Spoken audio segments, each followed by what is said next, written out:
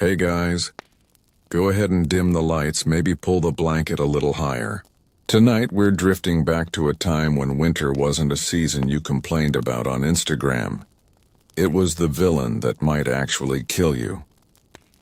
Welcome to the brutal winters that nearly erased medieval life. A slow wander through centuries when Europe basically froze over and nobody knew why. So settle in. Breathe out. Forget about central heating for a bit, because tonight's story is about a world where firewood was currency, bread was luxury, and the phrase "a bad year" usually meant half the village didn't make it. A world built for mild weather. Until it wasn't. For most of the early Middle Ages, Europeans lived under the cozy illusion that nature was on their side. The climate was mild enough that vineyards grew in England, cows actually had grass to eat, and monks wrote cheerful notes about bumper harvests. This pleasant stretch, now called the medieval warm period, lulled everyone into thinking that God had permanently set the thermostat to pleasantly rustic. Then, sometime around the late 1200s, the planet decided to play a long-term practical joke. Temperatures slipped a degree, then another. By modern standards, that sounds trivial, but in a world where your grain yield depended on maybe 3 sunny weeks, a single bad summer meant famine, 2 meant disaster. And when decades of chill rolled in, people genuinely wondered if Judgment Day had started early. The year 1315, when everything got wet. Our first stop is Northern Europe. 1315 AD, the year the rain refused to stop. Medieval chroniclers, never ones for understatement, said it rained as if the windows of heaven had been opened. Crops drowned in their fields. Cattle collapsed in muddy barns. Even salt, the one reliable preservative, wouldn't dry out, which meant meat spoiled before it could be stored. Bread prices tripled. People ate bark, nettles, and, in extreme cases, their horses. One anonymous cleric claimed that mothers hid their little ones for fear of being eaten. That might have been medieval exaggeration. Or not. The Great Famine of 1315-1317 killed millions across England, France, Germany, and Scandinavia. It wasn't a single bad harvest. It was 3 years of sky-level sabotage, and because nature enjoys sequels, the famine weakened entire populations just in time for the Black Death to arrive a few decades later. Imagine getting through 3 winters of mud soup, only to meet the bubonic plague. Medieval life was basically a stress test for human endurance. Fashionably frozen, the Little Ice Age arrives. By the 1400s, Europe had slipped fully into the Little Ice Age. A few centuries of steady chill that made summer a rumor. Rivers froze, harvests shrank, and painters began accidentally documenting the trend. Those cozy winter scenes in Dutch art? They weren't nostalgia. They were reportage. Ice fairs popped up on the frozen Thames, complete with jugglers, roasted nuts, and the occasional person falling through a weak spot, which the crowd treated as entertainment. But for peasants, it wasn't charming. Growing seasons shortened by weeks. Grain failed in highland regions. Wine production in England disappeared altogether. The French probably cheered. The population that had barely recovered from plague and war found itself right back in the misery queue, this time with frostbite. The church's take. Clearly, its sin the medieval mind didn't have climate models or carbon data. What it did have was guilt. So when the weather turned hateful, people looked for someone to blame, ideally themselves. Chroniclers linked the freezing rain to the vanity of women's hair, or the greed of merchants. Priests organized processions, barefoot in the snow, to beg heaven for sunshine. Spoiler: the sky remained unimpressed. A few creative thinkers suggested the cold was caused by witches, because of course they did. By the 1500s, witch trials spiked whenever the temperature dropped. Entire villages were accused of weather magic, allegedly cursing crops or binding the frost. Nothing like burning a few neighbors to warm up the evening. Frozen kings and icy crowns, it wasn't only peasants who suffered. Royalty, despite their stone castles and embroidered furs, were equally miserable, just with fancier complaints. Take Charles VI of France, sometimes called Charles the Mad, who spent the icy winters of the early 1400s convinced he was made of glass. He refused to let anyone touch him for fear of shattering. Not the best trait for a monarch leading armies against England. His servants stitched metal rods into his clothes so he could move without panic. If hypothermia didn't kill him, anxiety surely tried. Meanwhile, over in England, Edward II built heated chambers by running hot air through clay pipes, a medieval radiator system centuries ahead of its time. Unfortunately, he was also deposed and allegedly murdered with a red-hot poker, so mixed legacy. Diet of desperation when winters stretched endlessly. Medieval diets turned experimental. Grain shortages meant people baked with whatever was available. Ground acorns, ferns, or the bark of linden trees. The resulting bread could technically sustain you, but it also tore up your insides like sandpaper. Chronic diarrhea was practically a civic duty. Protein was just as scarce. Cattle died from cold, sheep froze mid-bleat, and pigs were slaughtered early to save feed. Fish became a religious and nutritional lifeline, though rivers often froze solid, forcing fishermen to hack through the ice with axes. Lent, that already grim season of fasting, became a genuine ordeal. Imagine being told to give up meat for 40 days when you haven't seen meat in 4 months. Let's float over to another royal disaster. While peasants gnawed bark, the aristocracy coped by doubling down on absurdity. In Burgundy, Duke Philip the Good, a man whose name clearly oversold him, threw winter feasts featuring roasted peacocks redressed in their feathers, because nothing says we're fine like pretending it's still spring. Courtiers wore entire animals as hats, dined under chandeliers shaped like ships, and complained loudly about cold drafts from their 100-foot halls. Heating those castles was a nightmare. A single great hall fire barely warmed the air, so nobles huddled near hearths, wrapped in layers of fur and silk, reeking of smoke. Visitors often wrote that royal palaces smelled of wet dog and pine tar. Romantic, right? The science, eventually, behind the freeze modern climatologists point to a mix of causes for this centuries-long chill. Decreased solar activity, a few conveniently timed volcanic eruptions throwing ash into the sky, and changes in ocean circulation. To a medieval chronicler, though, it just felt like divine mood swings. Some monks noted a dimness of the sun, as if heaven had drawn the curtains. Others described summers where frost appeared on August mornings. Ice records from Greenland show increased volcanic sulfur around 1257, possibly from the massive Somalis eruption in Indonesia. So yes, a volcano halfway across the world probably ruined European wine. And once the snowball started rolling, literally, it kept going. Glaciers expanded in the Alps, swallowing entire villages. In 1610, the Swiss town of Obergabelhorn lost its pastures under advancing ice. The villagers held mass on the glacier's edge, pleading with God to push it back. The glacier ignored them because physics, ordinary lives, and extraordinary cold. What did daily survival actually look like? For one thing, winter dictated social rhythm. Work stopped early. Daylight faded before dinner. Families crowded into one smoky room, sharing body heat and gossip. Fleas thrived. So did boredom. Storytelling became central, not for entertainment, but sanity. That's how folk tales, ghosts, and moral fables multiplied. People trapped indoors needed narrative warmth. Houses had no insulation beyond mud and thatch. Windows were oiled parchment, not glass, which meant constant drafts. Everyone slept with livestock if they owned any.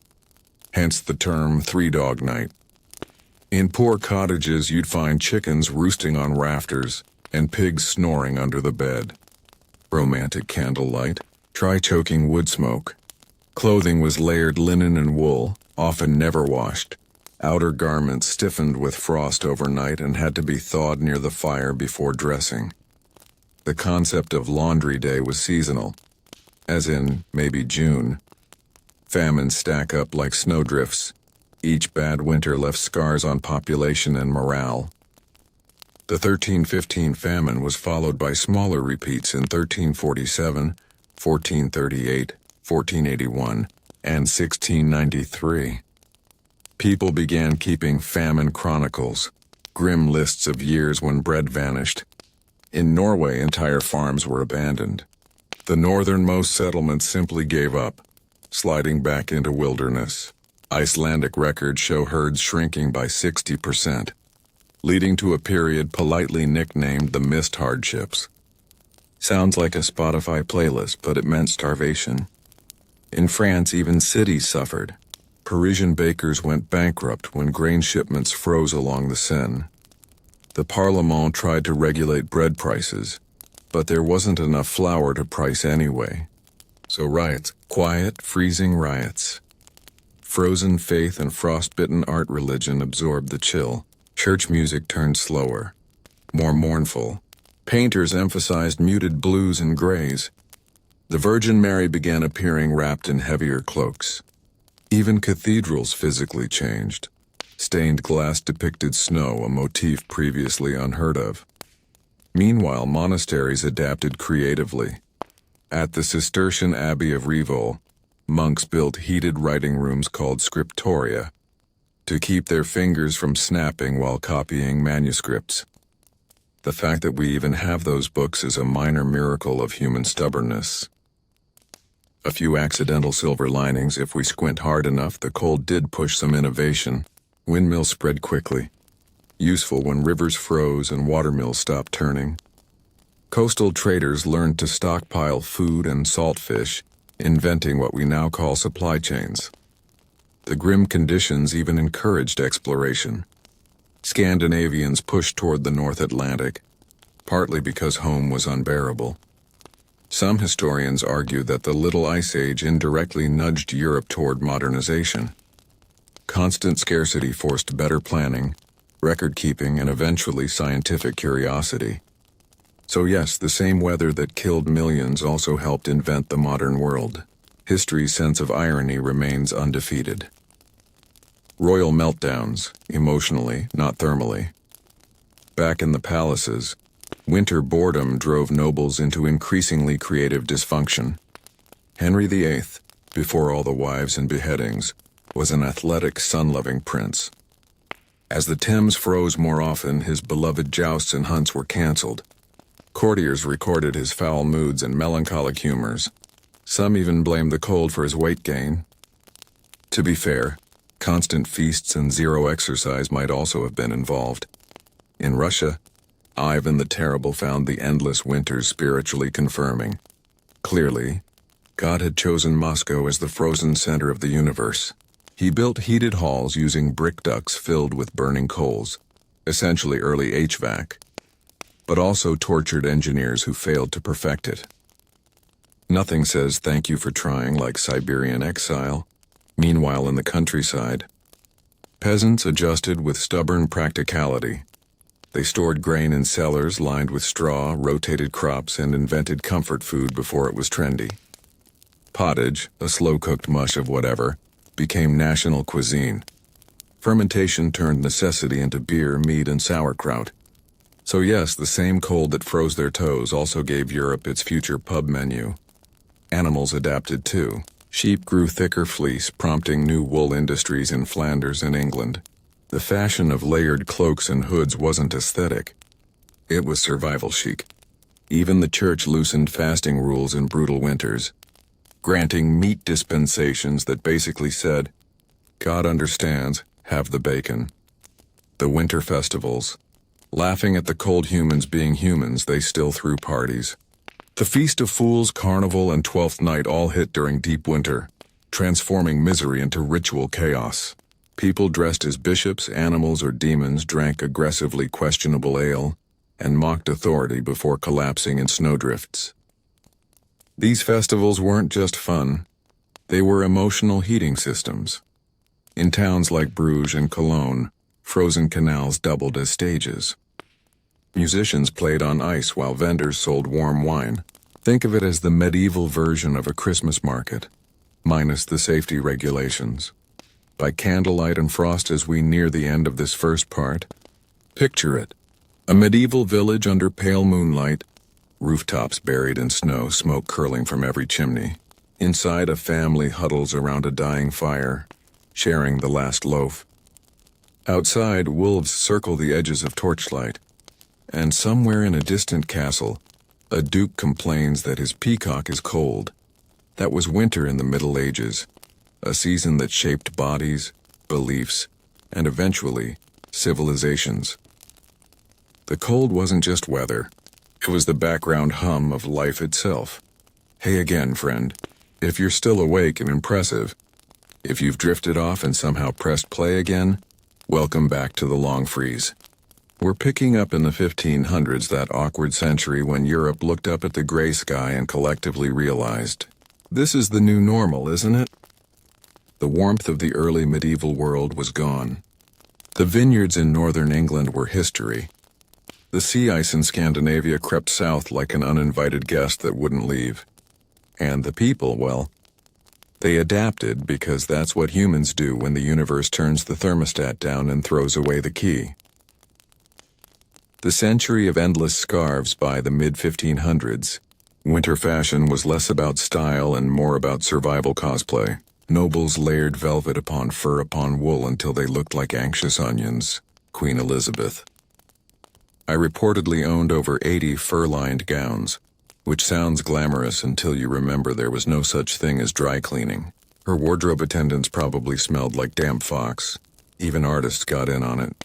Portraits from this era, especially Dutch and German ones, show everyone swaddled in black wool, high collars, and hats large enough to double as personal insulation systems. The world had turned dim and cold, and humans responded by wearing their houses. The winter that froze the Thames nowhere captured the mood quite like London. Between 1560 and 1814, the River Thames froze solid several times, thick enough to support entire carnivals. Londoners, being Londoners, immediately turned disaster into spectacle. They called them the Frost Fairs, and they were part survival strategy, part denial. Imagine the scene. The frozen river stretching like a glittering highway through the heart of the city, lined with stalls selling roasted chestnuts, books and iced gin that didn't need ice. Jugglers performed next to makeshift taverns, and printers dragged presses onto the ice to sell souvenir pamphlets reading, printed upon the River Thames, in the Great Frost. Because, of course, if something weird happens in England, someone will immediately print about it. Children skated on wooden planks. Bakers roasted whole oxen on bonfires that hissed and cracked on the ice's surface. A choice that seems both brave and suicidal. And yet for all the merriment there was always the quiet dread that it might suddenly melt. Which sometimes it did. Whole tents disappeared overnight, swallowed back into the river's dark water. The medieval version of festival safety was essentially good luck. When volcanoes joined the party, if winter wasn't enough, the planet decided to spice things up with ash. In 1600, a volcano in Peru called Huayna Putina erupted. A name almost no European could pronounce, but they sure felt it. The ash cloud circled the globe, dimming sunlight for months. Crops failed across the northern hemisphere, and the next few years were described as the coldest in living memory. Russia suffered its worst famine ever recorded, killing over 2 million people. And in China, the Ming Dynasty entered an economic tailspin that historians partly trace back to that same eruption. A literal chain reaction from one mountain to global chaos. For the villagers living through it, there was no concept of volcanic aerosol particles. just endless gray skies and bread that kept shrinking. Monks recorded frost appearing on grapes in August. Fishermen complained that the sea hardened before their eyes. Nature was in one of its mysterious moods again. The sun decides to retire. The Maunder minimum as if volcanoes weren't enough, around 1645, the sun itself dimmed, slightly, but enough to notice. Modern scientists call it the Maunder minimum, a 70-year stretch with virtually no sunspots. Medieval people called it God's frown. Temperatures dropped further. Glaciers advanced down valleys that had been farmland. And across Europe, the phrase eternal winter began creeping into literature. In England, diarist John Evelyn described frost forming on the insides of his bedroom windows. In Paris, wine barrels exploded from freezing. In the Baltic, whole fleets were trapped in ice for months.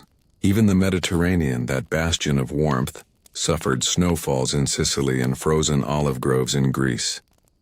If you wanted to feel alive in 1650, you had to do it under 6 layers of wool, frozen diplomacy and icy wars. The political world didn't take breaks just because everyone's toes were numb. The 30 Years' War, 1618-1648, rampaged through Central Europe right in the middle of these freezing decades. Soldiers marched in snowdrifts, horses starved, and muskets jammed with ice. Armies began fighting less in winter, not out of mercy, but because everything literally froze. And when the fighting stopped, treaties were signed in unheated palaces, where diplomats reportedly negotiated while wearing gloves. The famous Peace of Westphalia, which redrew half of Europe, might have been partly influenced by the collective desire to get the meeting over with before anyone froze to death. Let's drift north. The Scandinavian struggle. Scandinavia had always been chilly, but the Little Ice Age turned chilly into please, not again. Norwegian farmers abandoned highland farms that had been cultivated for centuries. In Iceland, volcanic eruptions combined with cold to create a perfect misery sandwich. The Great Famine of 1708-1709, sometimes called the Great Frost, hit Sweden and Finland particularly hard. Livestock froze in barns. Wheat prices quadrupled.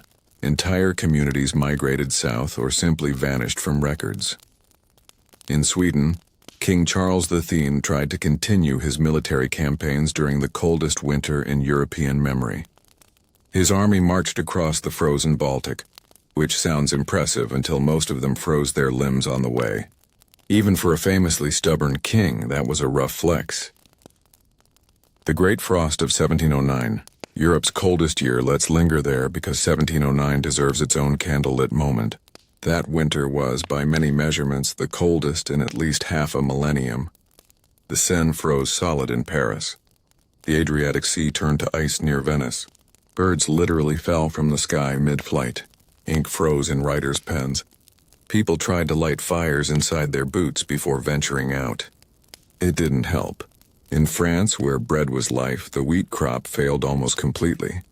The poor ate anything: chestnut paste, old leather, ground bones. To eat bread, wrote one chronicler, was to be rich.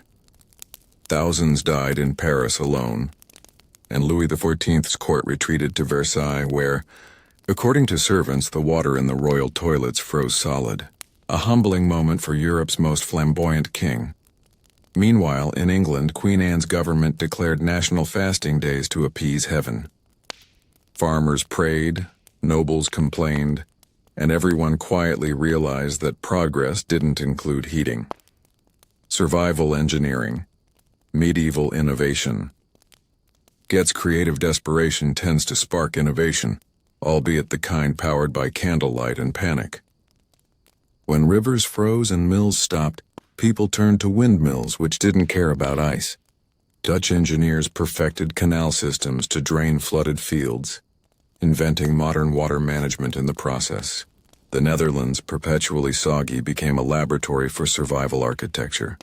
Thick walls, narrow windows, steep roofs to shed snow. Fireplaces evolved too. Medieval hearths were basically giant smoke machines. By the 1600s, inventors like Prince Rupert, yes, an actual prince tinkering with flues, redesigned chimneys for better airflow. Benjamin Franklin later copied those designs into his famous stove, a direct descendant of Europe's centuries of cold. And in monasteries, monks became heat scientists by accident. Some abbeys, like Cluny, built hollow brick floors that circulated warm air from the kitchens, proto-central heating, because nothing motivates engineering quite like freezing while praying. Let's glide over to the artists and philosophers. It's funny, when the world went gray, art went introspective. Painters like Peter Bruegel the Elder filled canvases with snowy villages and bundled peasants trudging through frost. His Hunters in the Snow isn't a cozy winter scene. It's resignation made visible. Writers, too, shifted tone. Shakespeare's late plays are filled with storm imagery and aging kings wandering in cold rain. "Blow winds and crack your cheeks," says King Lear, basically. Yeah, I'm over this weather. Even philosophy adapted. The 17th century's obsession with reason, order, and control, what we call the Enlightenment, may have been a subconscious rebellion against nature's chaos. If you can't warm the world, at least you can explain it. Warmth as wealth in a frozen age, warmth became literal status.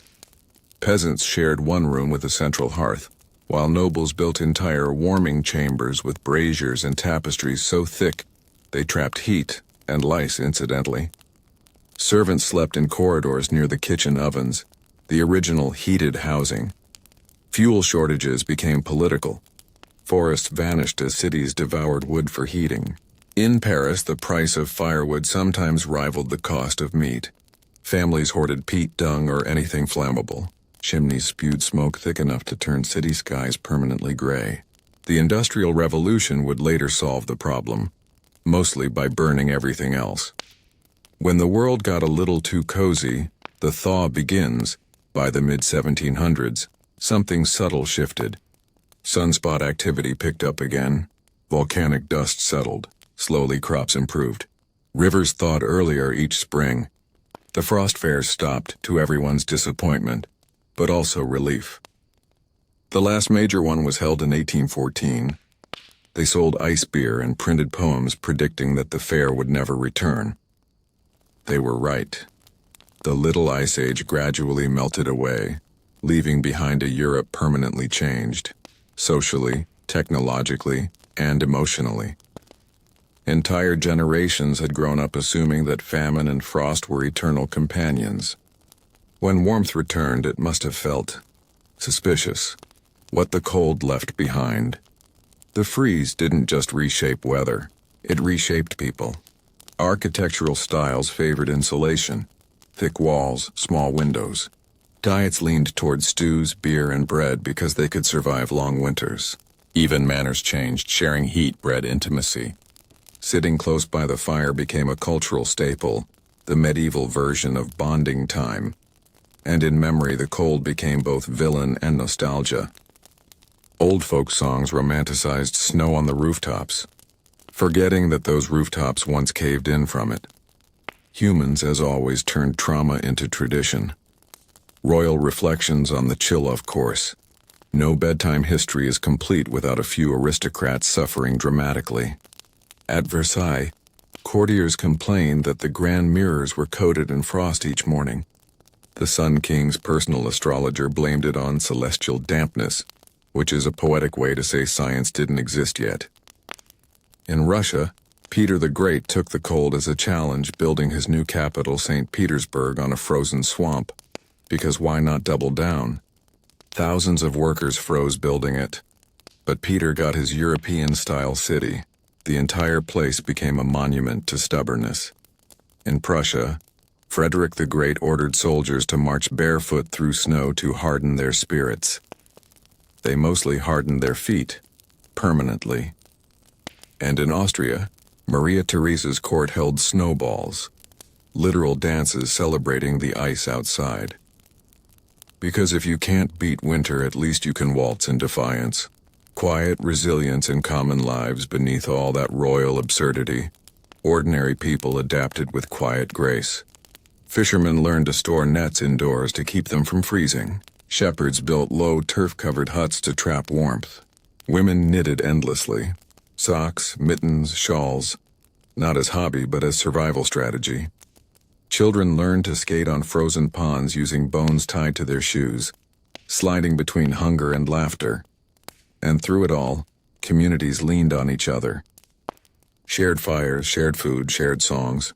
Winter stripped life to essentials: warmth, company, and patience. There's something strangely peaceful about that. The idea that humanity's endurance is built on nothing more dramatic than stubborn togetherness. The ice's last whisper by. The time the 1800s rolled in, Europe had mostly thawed. The Industrial Revolution brought coal engines and heat on demand.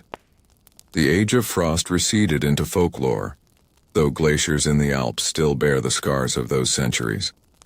But if you walk through London today, near the Thames there's a small plaque that reads, "Site of the Frost Fairs, last held 1814. A reminder that once upon a time the heart of the empire turned to ice, and people danced on it anyway. Hey again, dreamer. If you're still here, you've officially survived the medieval cold. The fire's down to embers now and the frost outside is melting. We've drifted through centuries of frozen fields, starving kings, and peacocks in fur coats. Now let's watch what happens when the ice finally begins to retreat. Not suddenly, but like a stubborn guest who lingers at the door, saying goodbye for another 100 years. Because as the chill loosened its grip, Europe began to stretch, to blink, and to remember what warmth felt like. And with that came the first rumblings of something new: modern life. The quiet thaw, 1750 and onward. By the mid-18th century, winters were still brutal, but less apocalyptic. The long freeze was lifting degree by degree. Crops began to rebound. Rivers, which had spent generations locked in ice, started flowing freely again. To most people, it felt less like a miracle and more like relief. The kind you don't celebrate because you're too busy surviving. Farmers noticed it first. Grain sprouted earlier, stayed greener longer. Bees returned to orchards that had forgotten their hum. Villagers who had never seen a mild winter in their lives looked at each other like, "Is this normal?" And slowly new rhythms took shape. But centuries of cold had left deep grooves, in the land, in economies, and in people's minds. So let's wander through how that legacy shaped the centuries to come. The agricultural makeover. One of the big changes was in farming. For generations, agriculture had been a depressing roulette. Too cold, too wet, too early a frost, and entire regions starved. That kind of pressure tends to make people either desperate or inventive. Europe chose both.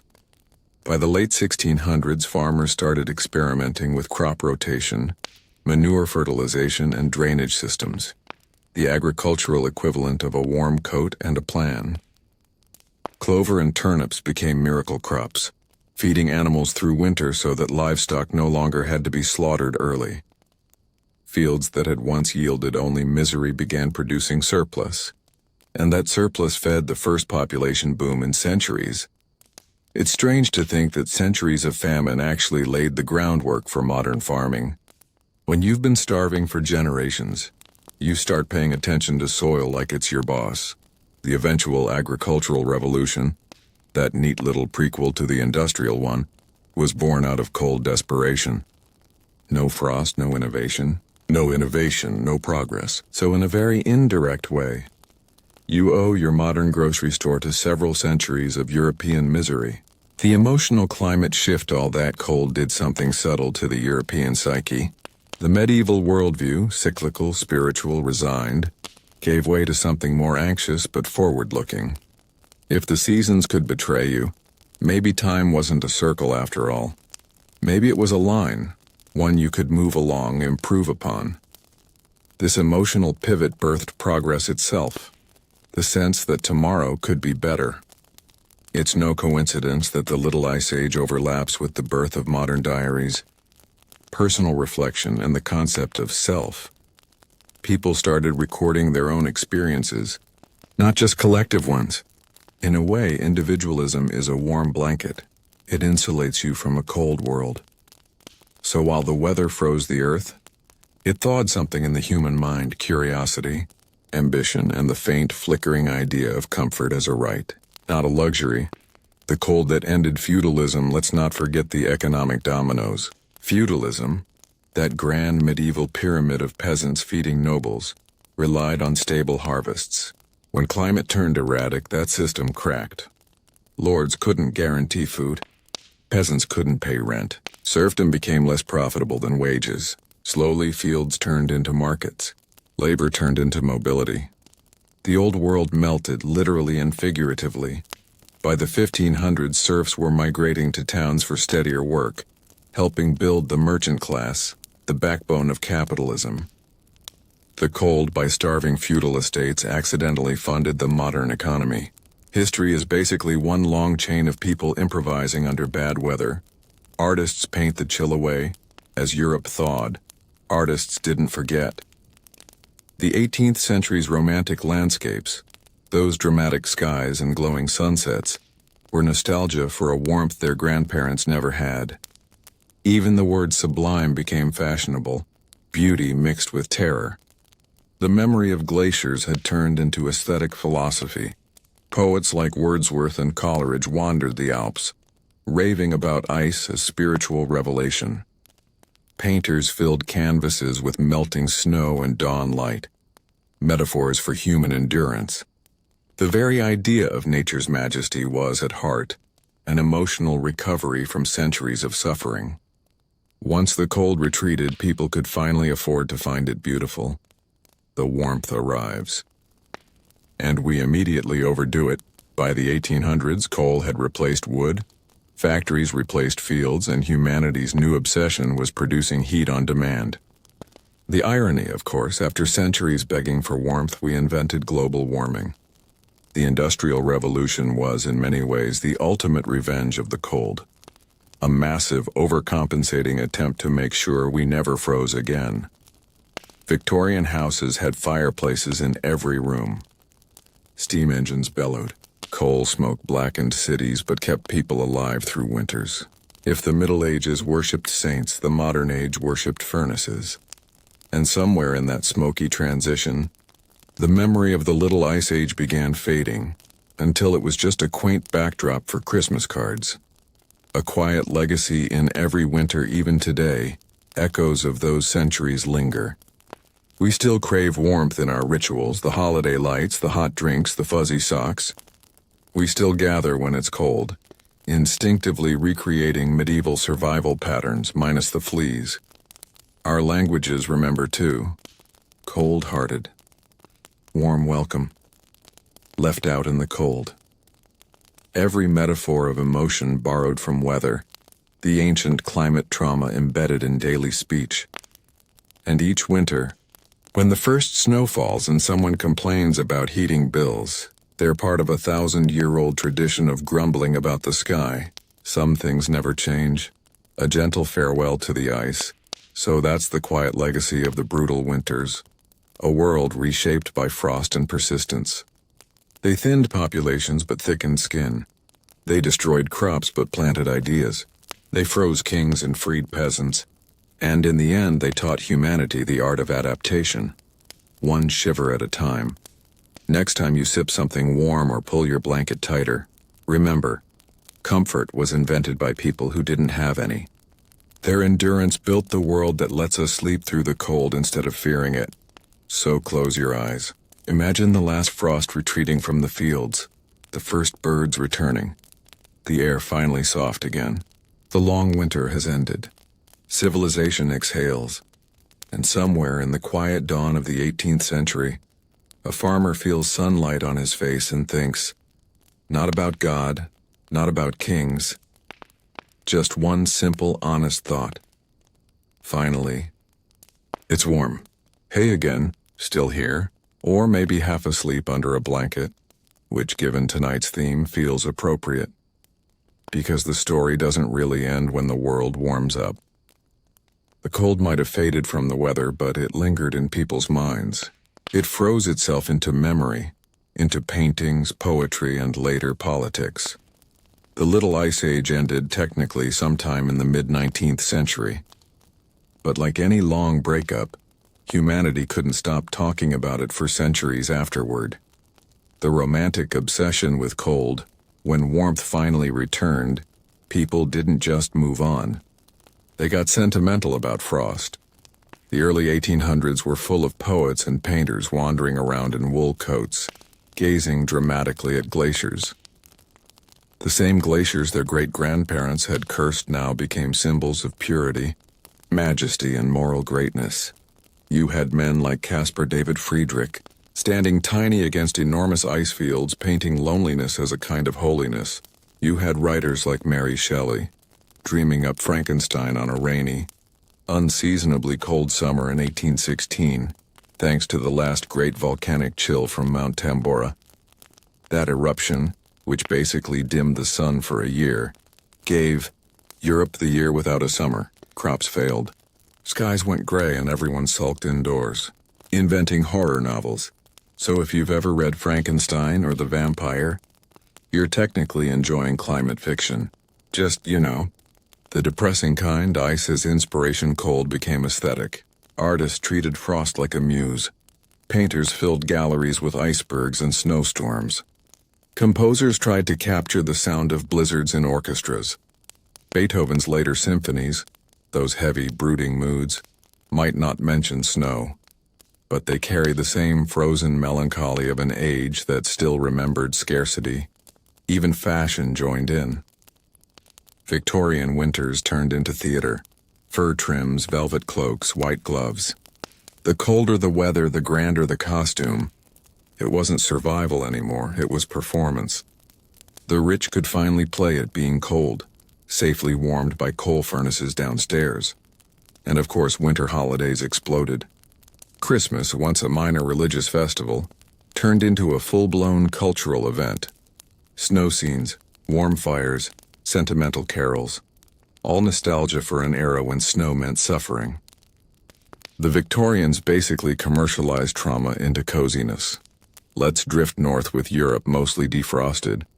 The truly ambitious went looking for new cold places to conquer. The 19th century was the golden age of polar exploration. Men in heavy coats, staring grimly at ice floes while writing sad diary entries. It was less about discovery and more about proving you were brave enough to die slowly of frostbite. There was Sir John Franklin, who led an Arctic expedition in 1845 and never came back. His ships got trapped in ice. His men resorted to eating boot leather, men, let's just say probably each other. For decades, the British treated his disappearance like a national ghost story. They kept sending search parties north, and when those failed too, they sent more. Not to find survivors, but to find proof of their heroic suffering. The Arctic became a stage for the same romantic cold worship that had filled European art. It's almost poetic. After centuries of running from frost, humanity started chasing it, ice as empire. There's another layer to this frost fetish: empire. When European powers couldn't find new warm lands to colonize, they started planting flags on glaciers. Britain, Norway, Russia, and the US all wanted to claim the poles, as if a continent of ice needed landlords.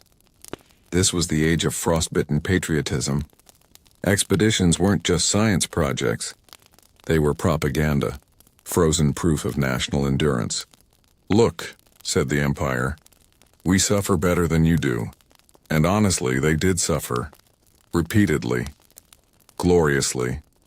The Arctic and Antarctic swallowed ships whole. But the photographs and journal fragments they left behind gave us our modern image of noble explorers. Bearded, tragic, heroic, and very, very cold.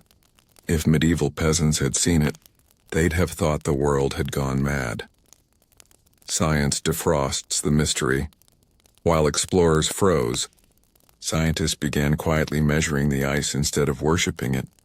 By the late 1800s, geologists were hiking into Swiss valleys, realizing the rocks had been scraped smooth long ago by ancient glaciers.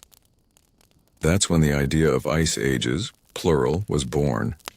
A Swiss naturalist, Louis Agassiz, argued that Earth had once been covered in glaciers far larger than anything known. People laughed at first, as they usually do when someone says everything used to be frozen. But then evidence piled up. Strange boulders, polished stones, U-shaped valleys. The planet, it turned out, had a history of freezing and thawing like a nervous cup of tea. This realization changed everything. Suddenly, climate wasn't just background noise. It was the main character of Earth's story, and tucked inside that insight was a quiet warning. If the planet had frozen before, it could do it again. Industrial heat. Of course, by the time anyone started thinking about future ice, the world was already too busy burning coal to notice. The 19th century's obsession with warmth had gone industrial. Every factory chimney in Manchester, every steamship on the Thames was a defiant exhale against the memory of cold. Heat meant power, progress, control. No one knew or cared that all that smoke was rewriting the atmosphere. The idea that humans could change the climate would have sounded absurd. Nature was too vast, too divine, too moody. So the planet warmed. Cities grew. Winters softened. People stopped chopping ice from rivers and started storing it in ice houses, shipped by train to fancy hotels. The irony? We invented refrigeration to keep things cold after spending centuries praying to stay warm. Nostalgia and a snow globe. As the world industrialized, real snow became rare in cities. And that's when the nostalgia kicked in.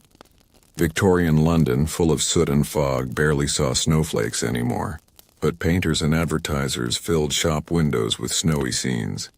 That's when the snow globe was born. Literally a jar of glass where you could trap a tiny, perfect winter forever. It was a toy, but also a metaphor. People missed the cold, but only the picturesque kind. The cozy kind. The hot chocolate by the fire version, not the digging graves in frozen soil version. The Little Ice Age had become a myth. Sanitized, softened, sentimental. Even Charles Dickens got in on it. A Christmas Carol basically invented the modern winter holiday. Snow, redemption, good food, glowing hearths. No one starves, no one freezes. Everyone learns to be warm inside. It's hard not to see it as cultural therapy. The ghost of winter passed, but nature has a sense of humor. While Europe romanticized frost, the climate was quietly warming. Glaciers that once terrified villages began retreating up mountains. Fishermen in Iceland noticed fewer icebergs. Rivers that had frozen solid for centuries no longer did. Old paintings of frozen Thames fairs became historical curiosities. Children had to be told that yes, people once danced on the river. No, it wasn't safe now. It was as if the ghosts of the Little Ice Age were fading away, one meltwater stream at a time. And then came the scientists again, the new generation, armed with thermometers and spreadsheets. By the early 20th century, a few started noticing something odd. The world wasn't just warming by chance. A Swedish chemist named Svante Arrhenius, in the 1890s, suggested that all this coal burning might be trapping heat. He called it the greenhouse effect. No one panicked. In fact, he thought it might be nice. A man of his time dreaming of vineyards in Sweden.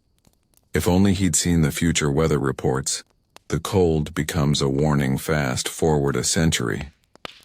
Now we sit in a world still haunted by the Little Ice Age, but in reverse. Our problem isn't too much ice. It's too little. Glaciers that once defined landscapes are vanishing. Winters are shorter. Even the Arctic, once a symbol of permanence, is melting into legend. And yet, we can't stop using ice as a metaphor.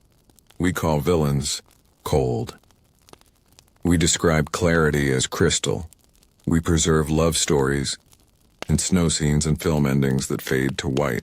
The memory of centuries spent freezing shaped our language, our cities, and our fears.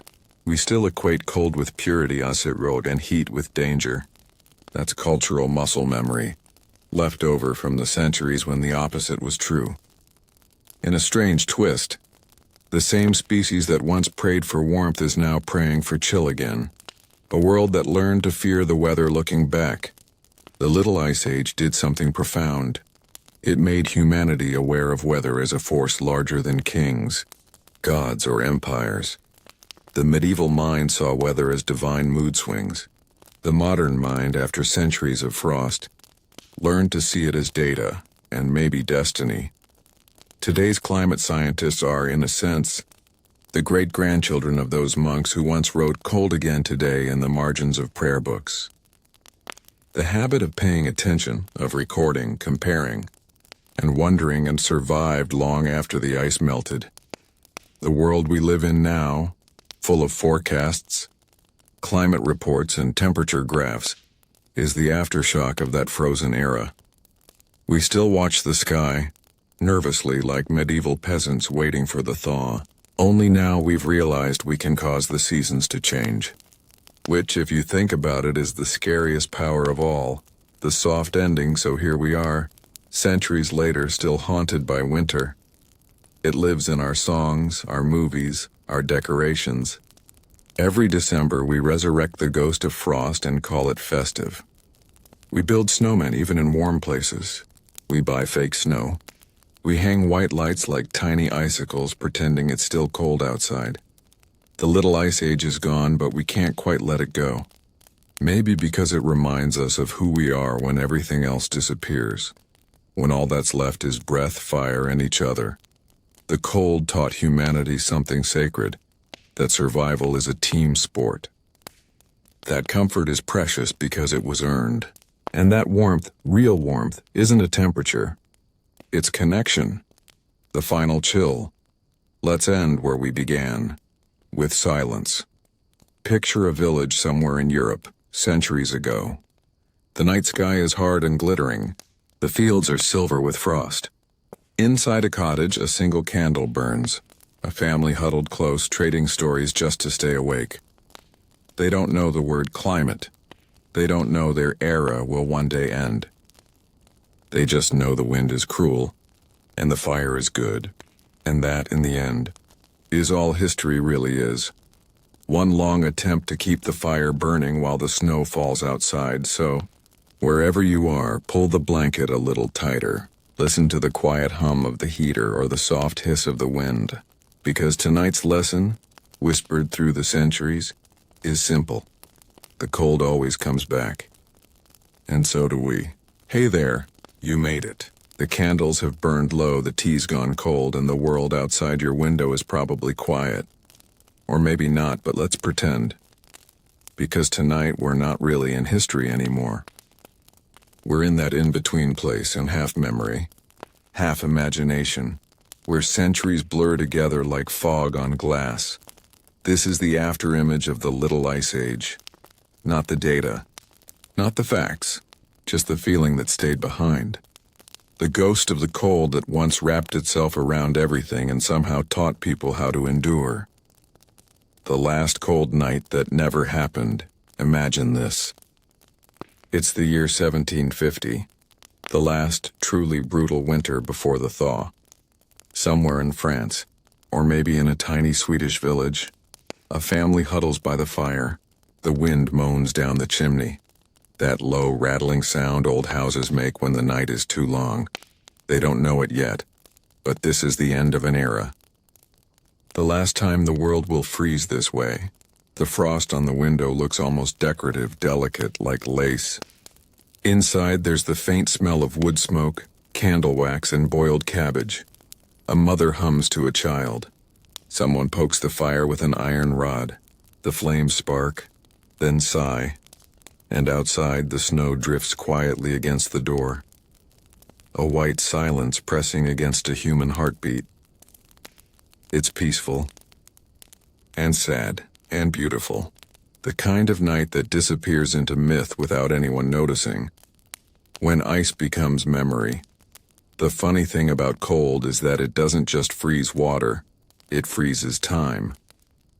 Think of how snow muffles sound, how it blurs edges, how it makes the world feel suspended, waiting. That's how people remembered those centuries. In diaries, letters, and faded ink, the Little Ice Age doesn't sound like disaster. It sounds like stillness. A stillness they both feared and longed for. There's a strange comfort in winter's honesty. You can't pretend when it's 20 below. You can't posture or decorate. You just are. Cold, breathing, alive. The frost strips everything down to its simplest truth, and maybe that's why people remembered it with such tenderness later. Not because it was kind, but because it was real. The sleep of the world. If you've ever walked in fresh snow at night, you know that silence. That deep padded quiet that feels almost sacred. Now imagine that silence lasting centuries. That's what the world went through. A long, slow sleep. Civilization breathing softly under blankets of snow. Cities dimmed. Rivers paused. The planet didn't die, it rested. And when it woke up again, it had changed. In that way, the Little Ice Age wasn't really a tragedy. It was a hibernation. Painful, yes, but necessary. Like a fever breaking. When the thaw finally came, people didn't just rebuild, they reimagined. The warmth wasn't just physical, it was psychological. They had survived the dark, and now they wanted to make the world shine. The Museum of the Frost lets drift forward centuries later. Imagine walking through a museum somewhere in Europe. Quiet, echoing, dimly lit. Behind glass cases there are relics of the cold. A cracked wooden sled, a pair of fur mittens stitched by hand, a child's shoe found near an old village buried under snow centuries ago. There's even a painting, oil on canvas, of the frozen Thames, people laughing as if frost were a festival. You stand there looking at it, knowing what it cost them. It's strange. The artifacts of suffering always end up looking quaint. Time smooths the edges, turns pain into beauty, hardship into heritage. Maybe that's how we cope. By turning horror into exhibit lighting. The Little Ice Age is long gone, but its traces live everywhere. In the architecture that learned to stay warm, in the recipes for stew and bread, in the instinct to gather close when nights get long. You can still feel it in the way humans move through winter. Grumbling, yes, but together. The eternal hearthsome nights, I like to imagine all of history sitting around one fire. Every peasant, every king, every child who ever pressed their hands to the heat. No borders, no empires, just a circle of faces lit by orange light, each flame flickering on skin tones from 1,000 places. They don't speak the same language, but they share the same sigh. That soft exhale when warmth finally reaches bone. In that moment, history isn't grand or violent or tragic. It's just human. A species that learned somehow to keep the dark at bay. The Little Ice Age may have broken kingdoms, but it also bound people together in small acts of survival. And that's the kind of story that never really ends. The memory beneath the snow. If you go hiking in the Alps today, you can still find bits of that past thawing out. Arrows, shoes, tools, even bodies perfectly preserved in ice. The most famous is the Iceman Ötzi, though he's from much earlier, but others have surfaced too from medieval and early modern glaciers. Time capsules of cold. Every time the ice retreats, it gives something back. A reminder, a warning, a face from centuries ago still wearing its last expression. It's haunting, but also strangely intimate. Like the earth whispering, I remember everything, because that's what glaciers are. Memory in physical form. Slow, vast, relentless memory. They move at the speed of patience, the same pace. Incidentally, that history requires if you're willing to listen. The warm world's forgetfulness, we, on the other hand, move too fast now. We heat our homes, our cars, our tempers. We build cities that never feel winter's bite, but deep down the cold is still in us. Genetically, emotionally. Our ancestors spent millennia fearing the frost, and that fear never fully melted. It's why candlelight feels safe. Why fireplaces soothe us. Why we tell winter stories every year about ghosts and miracles and redemption. We're reenacting survival. Safely. Symbolically. The frost outside the window has become metaphor, but the emotion behind it is ancient. When we light candles, we're performing memory. We're saying, we remember what darkness can do. We just choose to outshine it. The dream of the frost now. Close your eyes for a moment, metaphorically, or literally if you're already halfway gone. Picture a vast white plain stretching forever. No sound but the faint crack of ice. Above, a sky the color of pewter. You start walking, slowly, breath visible, boots crunching softly in powder. There's no destination, just motion. Every step forward melts a little of the snow behind you. That's time. That's history. That's what every generation has done, walking through the cold, leaving faint warmth behind. If you listen carefully, you can hear echoes in the distance. Church bells, maybe. Or the creak of wooden wheels. Or someone long ago whispering a prayer for spring. And maybe that whisper never stopped. Maybe every warm day we have now is just that prayer finally answered. The frozen heart of history. The world likes to think progress comes from invention, or genius, or willpower. But honestly, most of it came from discomfort. Civilization didn't evolve because people were happy. It evolved because they were cold, hungry, and slightly annoyed. The frost was history's greatest teacher. It taught humility to kings, patience to peasants, and endurance to everyone in between. It's easy to overlook how much of modern life, from heating, systems to calendars to central government, and was born out of an attempt to manage the weather.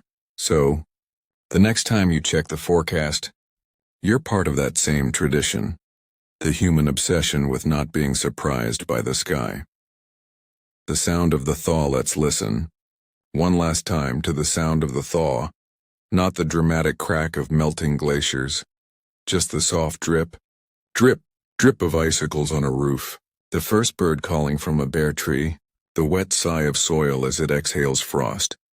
Every spring is a resurrection, quiet and repetitive. No fanfare, no triumph, just persistence. That's the real miracle of history. Not the wars or the crowns or the inventions, mine. But the fact that people kept waking up and trying again, even when everything froze. The Little Ice Age may have ended, but the human habit of rebuilding never did. A soft goodbye to winters now. As the story drifts toward silence, let's say goodbye to the cold. Not with fear, but with gratitude for the lessons it left, for the beauty it accidentally made, for the warmth it forced us to invent. Imagine the last ember glowing in a hearth centuries ago, a single point of light in the dark. Someone leans forward, blows gently, and the flame flickers back to life. That's us. Still here, still breathing warmth into the ashes of our own history. The dreamer wakes, and now maybe you can rest. The frost has lifted. The world is warmer. Outside the night continues, vast, indifferent, quietly ancient. But inside there's a soft hum of comfort. You, me, the countless lives that came before, and all connected by this fragile, miraculous thing we call warmth. So as you drift off, imagine that ancient family by the fire. The one from the beginning, the last winter of the old world. Their faces glow orange, eyes heavy, heart steady. They don't know the future, but they've earned it. And somehow, through a chain of survival stretching across centuries, their warmth reached you. That's the real history of humanity. One long, unbroken act of keeping the light alive. Hello again. If you're still here, it means you've made it through the frost, the centuries of silence, the frozen rivers and the quiet prayers for dawn. Now the world begins to thaw. This is not a sudden thing. It's not as though the snow simply vanished one morning and flowers erupted everywhere. No. The thaw of history, like all healing, was slow, uneven, and strangely hesitant. It came in drops, in puddles, in the steady, almost unnoticeable rhythm of melting. And in that melting, the modern world was born. The first signs of change, somewhere in the middle of the 18th century, farmers began to notice something subtle. The winters were still cold, yes, but not unbearable. The summers, once too short for good crops, started to linger a little longer. In Sweden, barley grew taller. In France, grape harvest came earlier. In England, the frost fairs on the River Thames, once an annual delight, became rarer. Until one year they stopped entirely. The ice refused to return. Imagine that. A city that had built entire winter festivals on a frozen river, suddenly watching it melt and never refreeze again. The carnival of cold gone forever. Some cheered. Some felt uneasy. But no one understood that they were witnessing the end of an age and the quiet death of winter as their ancestors had known it too the last winter. There's a painting from the winter of 1814, the last time. The Thames froze hard enough to walk across. It shows tents, music, roasted meat, acrobats, printing presses, stamping souvenir leaflets right on the ice. Children laughed. Lovers strolled. Merchants sold trinkets with names like the Frost Fair of London. But beneath the laughter was a strange melancholy. As though the river itself was whispering, "This is the last time." And it was. When the thaw came that spring, it was so strong that chunks of ice tore bridges apart. When the water settled, the current ran warmer, forever.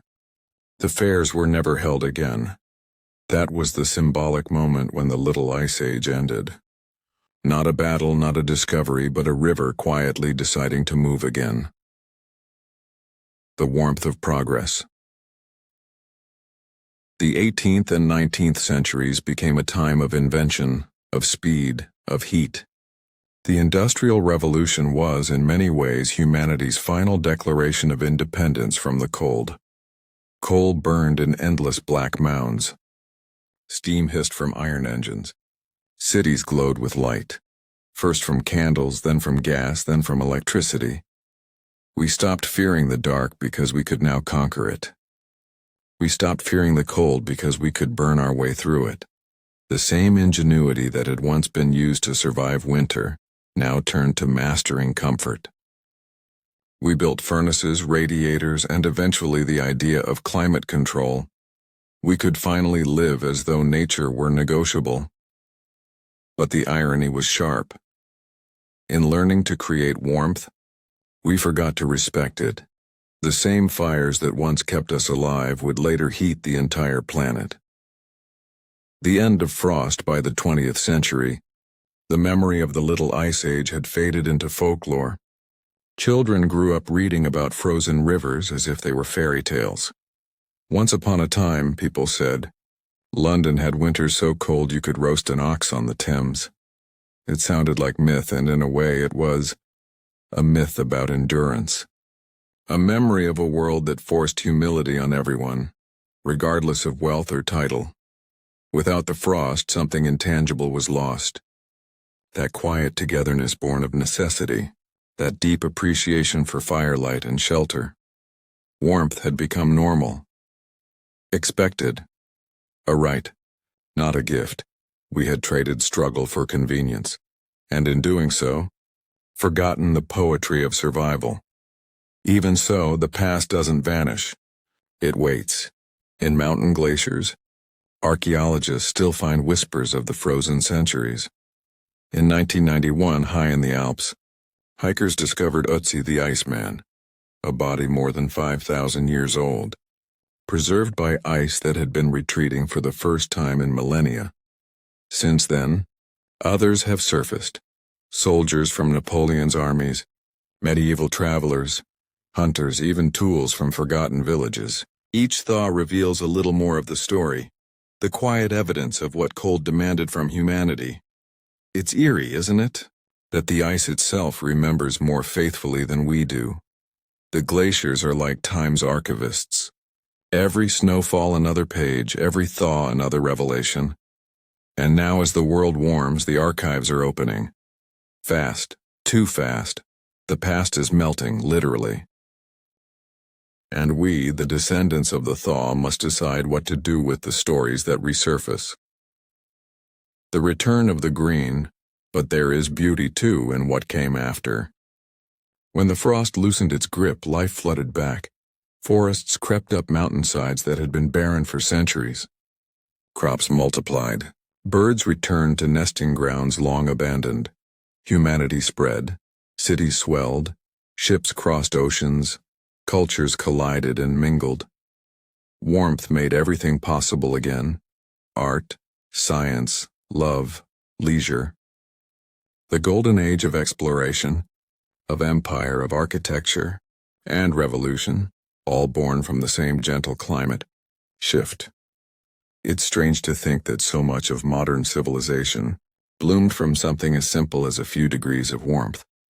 The thaw didn't just change the world's weather, it changed its mood. The cold world had been devout, fearful, restrained. The warm world became curious, daring, loud. The Enlightenment, the age of reason and human optimism, arrived not in a blizzard, but in spring the Sixin. The spirit of the hearth, but the frost never completely left us. It lingers in our culture like a shadow behind the light. Every winter we return to the same rituals, candles, feasts, gatherings by the fire. We reenact without realizing it, the survival habits of our ancestors. We bring trees indoors, we share hot food, we exchange light, not because we need to, but because deep down we remember what it meant to fear the dark. There's something profoundly human in that repetition. Even in our warmth, we still crave that ancient feeling of togetherness in the face of night. Every glowing window in December, every steaming mug, every whispered goodnight, they're all small offerings to that same ancient instinct. Stay close. Stay warm. We made it through another winter where the cost of fire yet warmth, like anything precious, has a cost. We burned forests, coal, and oil to keep the dark at bay. We filled the sky with the breath of our comfort, and now the planet itself feels fevered, not freezing but burning. The little ice age taught our ancestors how to endure the cold. Perhaps our age must now learn how to endure the heat. It's a poetic symmetry, the earth always balancing its extremes, teaching each generation the lesson opposite to the one before. Still, there's comfort in knowing that humanity has survived both frost and flame. We're a species shaped by weather, and by the will to adapt. Eags, the wisdom of the cold. So what do we keep from the frozen centuries? What's left to remember once the snow has melted into memory? Maybe this. The frost made people kinder because isolation demanded empathy. It made them slower because survival required patience. It made them creative because necessity is always the mother of invention. It taught humility, that the world is vast, and we are small, and warmth is never guaranteed. Those are lessons worth keeping. Even in the comfort of central heating, they remind us that gratitude is the oldest kind of wisdom. The people who lived through the Little Ice Age didn't have luxury, but they had awe. They looked at the stars on freezing nights and felt both fragile and infinite. That feeling, that quiet, shivering reverence may be the purest connection we still have to them. The hearth eternal. Now let's step back for a moment. Imagine a single flame, ancient, flickering, passed from hand to hand across the centuries. It burned in Viking halls, in Roman villas, in medieval cottages, in Victorian parlors. It burns now in your home, in the glow of your screen, in the small warmth of your own heartbeat. That's the hearth eternal, the light humanity refused to lose. The frost came and we endured. The warmth returned and we flourished. We have always been keepers of the flame, and even if the world changes again, colder, hotter, stranger, that instinct will remain. To gather close. To tell stories. to share warmth in every form it takes. IGS, the Museum of Seasons. Some historians call the Little Ice Age the last deep breath of the old Earth. I like that image, the planet pausing, inhaling cold before the long exhale of modernity. If you could walk through time like a museum, you'd see each season behind glass: the frost fairs of London, the starving winters of France, the desperate prayers of farmers in Bavaria, the laughter of children sledding on the canals of Holland, and beyond that, the thaw, the rivers flowing again, the first factories rising, the cities glowing at night. The Museum of the Frost is vast and silent, but if you listen carefully, you can still hear the crackle of fire, the sigh of snow, the heartbeat of those who came before us. They're still there, somewhere in the layers of time, watching, waiting, whispering, "Remember us. We endured. You can too." Second, the thaw within. Because in truth, every age of history is also a metaphor for the self. We all go through winters, the long frozen times when nothing seems to move. When our hearts feel buried beneath drifts of silence, and then slowly something melts. A kindness, a new thought, a little light. The thaw begins inside us too, and when it does, the world feels new again. That's why history matters. Not because it's full of dates or kings, but because it mirrors what we lived through in miniature. The Little Ice Age wasn't just the story of the Earth. It was the story of every human soul learning how to survive darkness and still believe in spring. The last snow somewhere. Right now, the last snowflake of this winter is falling. Maybe in a remote valley, maybe in your memory. It lands softly, melts quietly, vanishes completely. That's how history ends. Not with an explosion, but with a sigh. And maybe that's enough. Maybe every age, even ours, deserves the dignity of melting gently into the next. We don't need to conquer time. We just need to witness it. To watch the seasons turn, to tell the stories they leave behind, and to keep the fire going a little longer. Type. The quiet morning. After and now the world is awake again. The fields are green. The rivers run freely. The frost, once a tyrant, has become a memory, delicate, shimmering, distant. The cold gave us meaning. The warmth gave us possibility, and the story between them. That's where humanity lives. So if you're still listening, still awake, maybe take one slow breath and feel that warmth inside your chest. That's all history ever was. The long journey from shiver to sigh. Faith. Epilogue. The fire never dies. Before we part, imagine one last scene. A cottage at dawn. The fire has burned all night. The world outside glows blue with the first light of morning. Someone stirs the embers, adds a new log, and the flame rises again. That's the end, and the beginning. Because every dawn after winter is a small resurrection, every act of warmth, a continuation of everything that came before. And maybe, just maybe, that's why the frost was worth it. Because without the cold, we'd never have learned how to make light. Hey again, friend. If your eyes are heavy, that's okay. If the world around you feels dim and slow, that's perfect. Because this last stretch of our story isn't about survival anymore. It's about remembering. When the frost retreated and the rivers sang again, people didn't just rebuild their homes. They rebuilt their memories. The return of color. Imagine Europe, sometime around the mid-1700s. For generations, life had been painted in shades of gray and white, the dull tones of frost and famine. But now, color was coming back. Green fields stretched wider. Blue skies lingered longer. And for the first time in centuries, artists began painting sunlight. The Dutch, who once painted stoic winter scenes with frozen canals and gloomy skies, started filling their canvases with golden light. French painters found romance in spring. Italian ones rediscovered the warm hues of ancient Rome. It's almost as though the earth had handed its palette back to humanity and said, "Here, you can use yellow again." The Gardens of Light Warmth changes how people dream. During the Little Ice Age, gardens were for survival. Small plots of cabbage, onions, and hardy herbs clinging to frozen soil. Afterward, they became art again. Look at Versailles, the symbol of royal control over nature. Even in its grand geometry, it's a declaration. We have conquered the seasons. But after the frost faded, something gentler bloomed. People planted flowers just to look at them. Botanical gardens spread through cities like living museums of warmth. In England, Victorians filled glass houses with palms and orchids from tropical colonies, little pieces of paradise trapped under glass.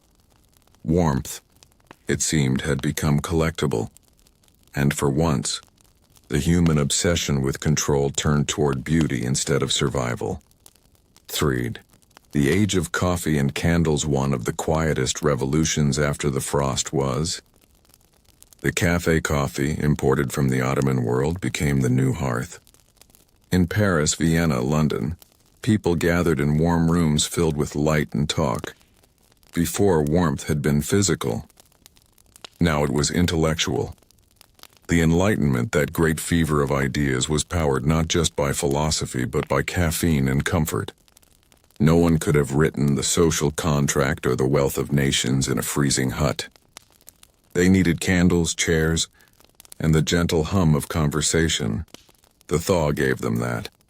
So in a strange way, every warm sip of morning coffee today carries a trace of that same history, the echo of centuries spent trying not to freeze. 4. The softening of people. The Little Ice Age had hardened souls. Now, as the warmth returned, humanity began to soften, literally even. Fashion changed. Layers came off, collars loosened, faces were no longer hidden beneath fur and scarves. Paintings of people became tender again. Instead of saints suffering in the snow, we see families walking in meadows, lovers in gardens, sunlight touching skin. Poets wrote about warmth as a kind of moral virtue. Gentleness was no longer a weakness, and it was the new nobility. Even politics shifted. The old rigid hierarchies of frozen feudalism began to melt.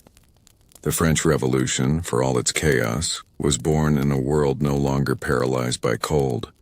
Warmth brought motion, and motion inevitably brought change. The great unfreezing of thought. When people thaw, so do ideas. During the deep freeze, superstition and fear ruled. People blamed witches, comets, or God's wrath for the storms. But once the air warmed, reason began to breathe again. The 17th and 18th centuries saw the rise of empiricism, the idea that the world could be measured, not just feared. Galileo, Newton, Boyle, all studying light, gravity, air. Men who looked at frost and saw not punishment, but physics. Their discoveries reshaped how people saw weather itself, not as a divine mood swing, but as something understandable, predictable. The cold had made them humble. The warmth made them curious. That combination, humility and curiosity, is what built the modern Mindebag. The end of the night cities grew brighter. The old rhythm of dawn and dusk began to dissolve, as humans invented artificial light strong enough to defy darkness. Gaslight first, then electricity. People started staying awake later, reading, talking, working, as if the night itself had lost its authority. In a sense, this was the final triumph over the cold world. The dark, once the companion of frost, had been dethroned. The new age was luminous, restless, and endlessly awake. It's ironic, really. The same desire to banish the cold led us to banish the dark. And now, centuries later, we lie in bed scrolling through glowing screens, trying to remember how to rest. The forgotten hunger, of course. Memory fades quickly when comfort returns. By the 19th century, most people in Europe had no real recollection of the famines that once shaped their ancestors. Children grew up in warm houses with bread and tea, never imagining a winter when even bark soup was a delicacy. But the ghosts of hunger don't disappear. They just hide in culture.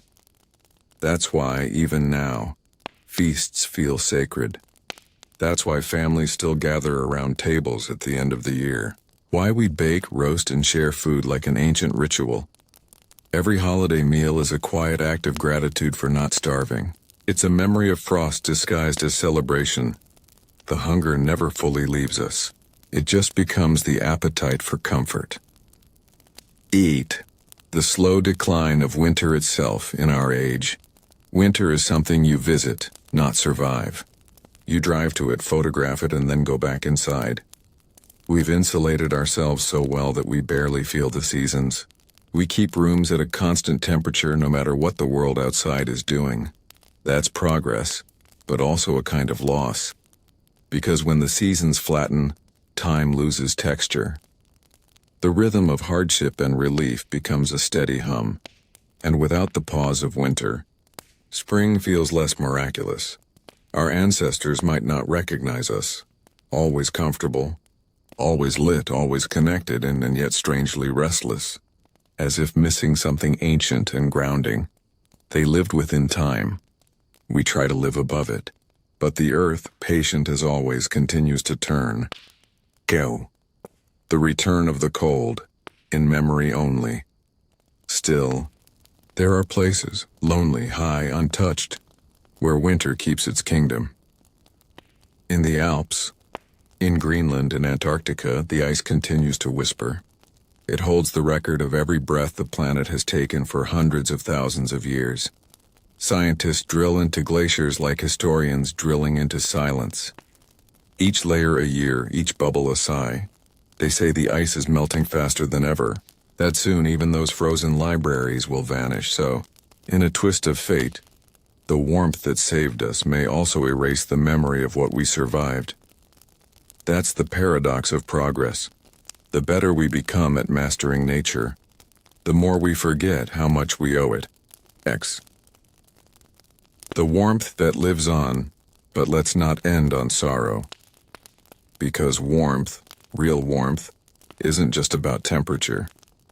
It's the glow of firelight in conversation. It's the kindness of a stranger on a hard day.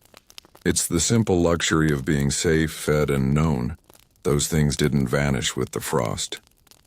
If anything, they became more precious once the cold was gone. Every act of hospitality, every quiet comfort, every gentle word, those are the living embers of the human story. They're what carried us through the centuries of ice. They're what will carry us through whatever comes next. So, when you light a candle or wrap yourself in a blanket, or share warmth with someone, remember, you're continuing a tradition older than any empire. You're participating in the oldest ritual there is. Surviving together. Here. The firelight and the screen. Here's a thought. When you stare at the soft glow of a phone or laptop late at night, you're not doing something modern. You're doing something prehistoric.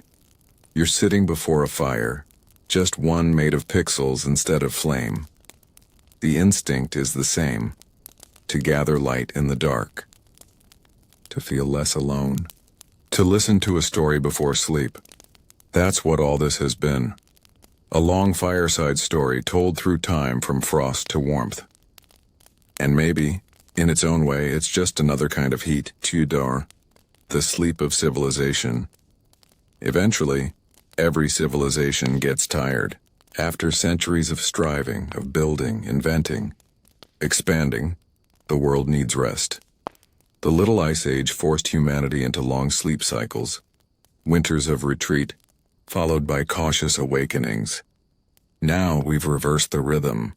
We live in an eternal summer of activity, always producing, always glowing, always awake. But maybe deep down we still need a little frost, a reason to slow down, a season to remember silence. The earth, like the body, heals in rest. And maybe after all this heat it will find a way to cool again. When it does, perhaps we'll remember what our ancestors knew, that there is wisdom in cold, patience in snow, peace in stillness. Downward 13. The candle burns low, so here we are. The end of the story. The last flicker of the flame. The fire that began in medieval hearths, in the hands of peasants and kings alike, now burns in countless invisible ways. In wires, in engines, in hearts. But every flame, no matter how modern, is a descendant of that first spark humanity ever made. We are, all of us, children of the fire and the frost. For all its cruelty, was our greatest teacher. It showed us what warmth really meant. The final thought before sleep, if you're still listening, let your breath slow. Let the story settle like snow on quiet ground. Outside your window, night hums softly. The same darkness that once terrified empires now simply waits for dreams. And tomorrow, whenever it comes, will be another dawn in the long, endless cycle of thaw and freeze.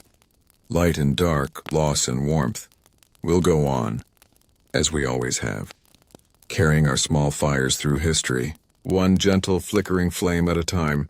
So, things are bad. The rivers are frozen, the cattle are dead, and peasants are basically living off whatever the wind blows their way.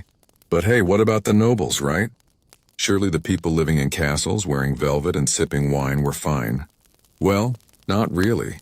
See, even the wealthy couldn't escape the Great Famine entirely. Their halls might have been warmer, their cloaks thicker, and their larders bigger. But when there's no grain, there's no bread.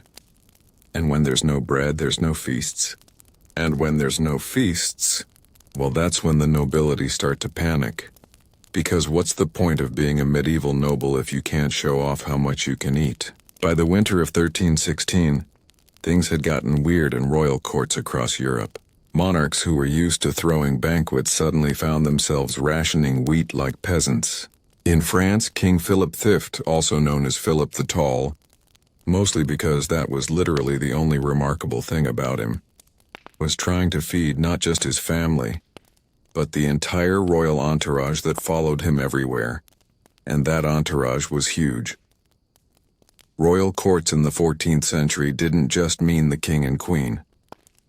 They included cooks, servants, scribes, guards, jesters, priests, mistresses, falconers, pet handlers, and anyone who had managed to attach themselves to the royal payroll by looking vaguely useful.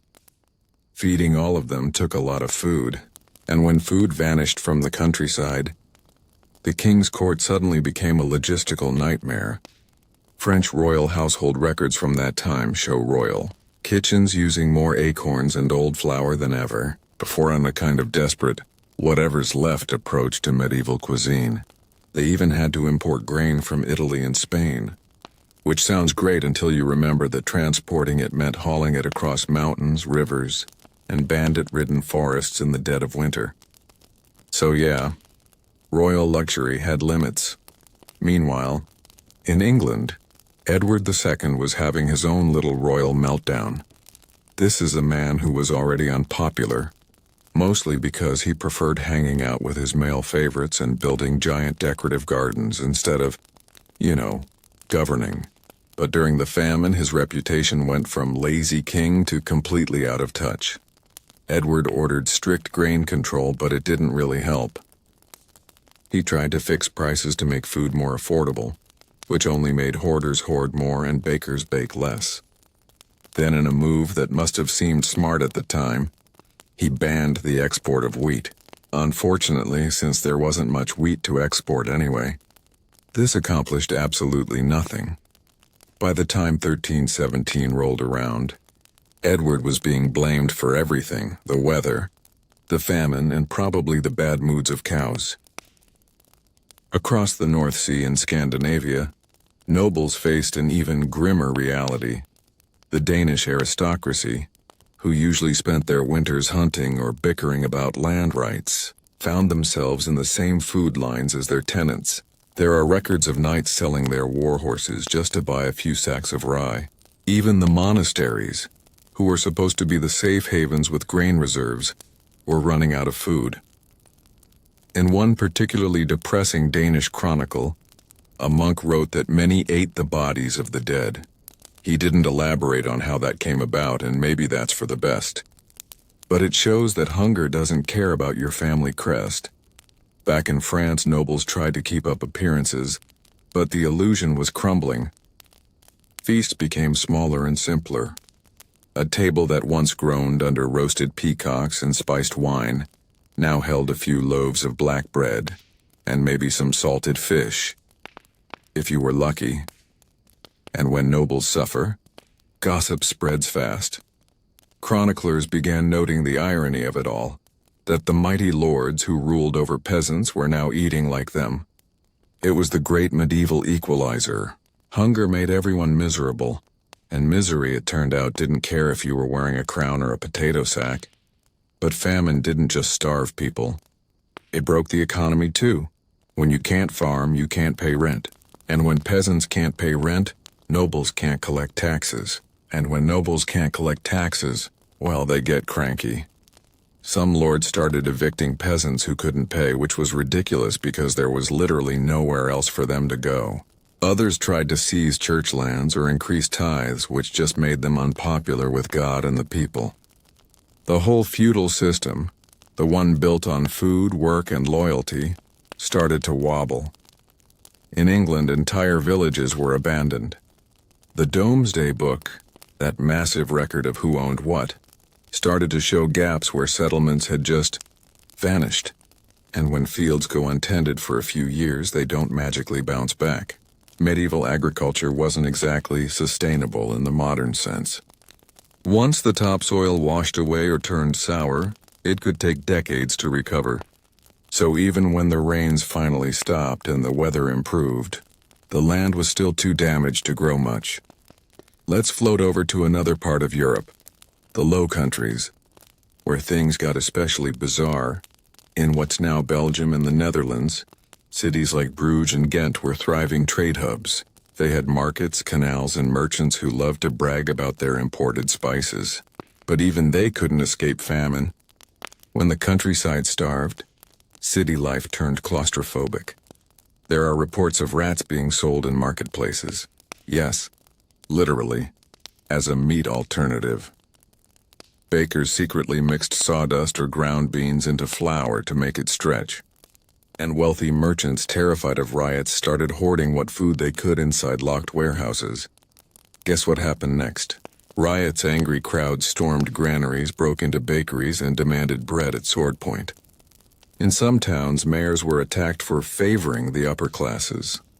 Authorities responded by hanging a few rioters, which didn't exactly improve the public mood. You could almost feel the medieval social contract disintegrating.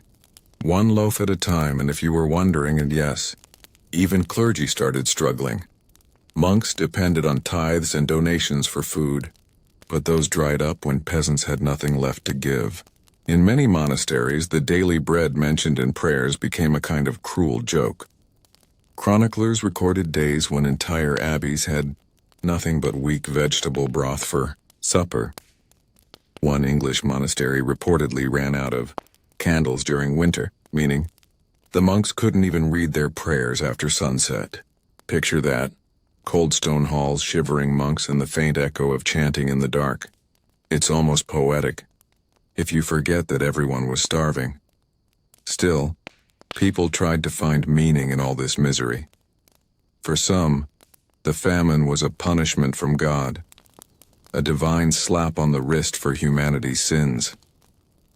Priests preached repentance. Pilgrimages increased. People gave away what little they had, hoping generosity would somehow make the rain stop. Others looked for scapegoats. Jews, foreigners, and supposed witches were blamed for poisoning the weather or the wells. It's that classic medieval logic. When in doubt, blame someone else. But the truth was simpler. Nature had just gone rogue. And when it did, medieval society had no safety net. By 1318, the worst was over, or at least the endless rain had finally stopped. The skies cleared and people slowly crawled out of the mud. But the world they returned to wasn't the same. Entire generations were smaller, weaker, and more traumatized. Fields lay ruined. Animals were gone. And the memory of hunger, that deep gnawing fear that the earth could just stop feeding you, stayed for decades. It's no coincidence that just a few years later, Europe plunged into wars and rebellions. When your world has been stripped down to survival, you stop trusting kings and priests quite so much. The Great Famine ended quietly, not with celebration, but with exhaustion. There were no grand festivals to mark the return of good weather. No monuments to commemorate the millions lost. People just went back to work. They planted new seeds, repaired their homes, and tried not to think about how close they'd come to vanishing. It's strange, really. We remember plagues, wars, and kings. But famine, the slow, silent kind, often slips through the cracks of history. Maybe because it doesn't leave ruins or heroes behind. Just empty fields and ghost villages. But in many ways, that's what shaped medieval life the most. The quiet disasters, the slow declines, the winters that dragged on too long. Because every castle, every monastery, every story that came after, was built by people who remembered what it was like when the world froze and the bread ran out. So, the rains finally stop. The rivers shrink back into their beds, the skies turn from steel to something resembling blue again, and people start to crawl out of their huts. You'd think there'd be a collective sigh of relief, right? Something like, well, that was terrible, but at least it's over. But no, because the land that waited for them was a mess. The fields were waterlogged and sour. Seeds that had been stored through the famine were mostly moldy or eaten by rats. Livestock had either starved, been slaughtered, or wandered off during the chaos. And the people who might have tilled those fields, well, a large number of them were dead. So when spring finally returned, it didn't feel much like a return at all. It felt like trying to restart civilization with half the ingredients missing. Let's drift for a moment into England, where the chroniclers were still dutifully jotting down every depressing detail. By 1318, the Archbishop of Canterbury wrote that, "The famine has passed, yet the land bears no fruit." That's medieval speak for we're still doomed, just in a slower, less dramatic way.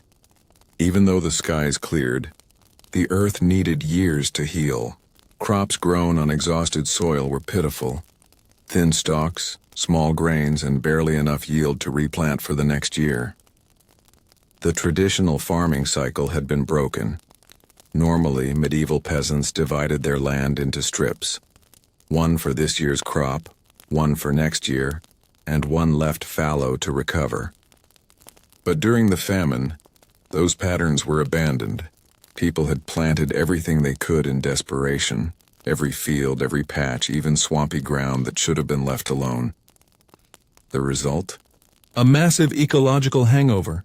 It's like trying to sprint after fasting for 3 days. You might technically be moving forward, but you're about to faceplant. Meanwhile, Scotland had it even worse. If England was soaked, Scotland was practically drowned. The chroniclers of the time described it as the time when the heavens forgot mercy. And when the weather finally relented, the Scots discovered that most of their seed grain had rotted in storage. Farmers tried replanting, but even in the good years that followed, harvests were 20–30% below normal. And if you're already operating on medieval margins, that's the difference between life and death. Some historians estimate that 1 in 10 Scots died during or immediately after the famine. And because small communities lost so many people, they couldn't even maintain basic village infrastructure. Fences fell apart, mills broke down, roads vanished under weeds. In some areas, the wilderness literally began to reclaim farmland. Wolves returned. Forests crept back into the edges of cleared land. It's a grim kind of irony. Nature bouncing back just as people were falling apart.